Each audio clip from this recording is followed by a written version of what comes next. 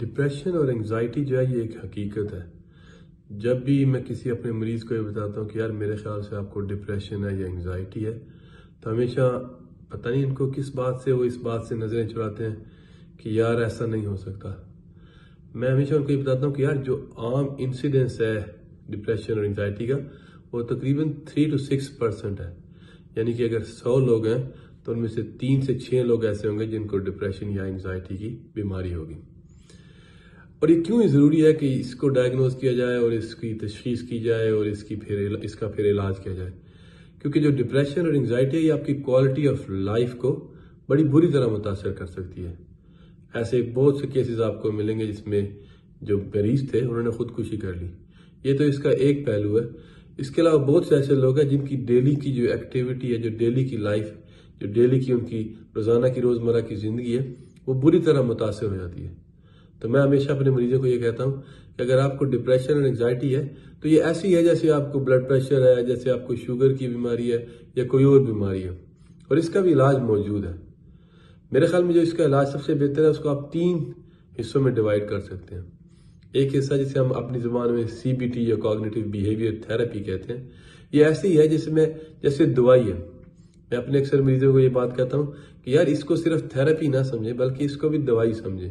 جیسے آپ دوائی لیتے ہیں، جیسے آپ شوگر کی، بلڈ پریشر کی، ایسے ہی کوگنیٹو بیہیویئر تھراپی ہے۔ آپ کو ایک اچھا تھراپسٹ ملتا ہے تو وہ آپ کا بڑی اچھی طرح علاج کر سکتا ہے اور آپ کی جو ساری زندگی ہے وہ بدل سکتا ہے۔ پھر اس کے بعد بہت سی ایسی دوائیاں جو اویلیبل ہیں، جو FDA نے اپروو کی ہوئی ہیں، جن کو روزانہ لینے سے آپ کی جو کنڈیشن ہے وہ کافی امپروو کر سکتی ہے۔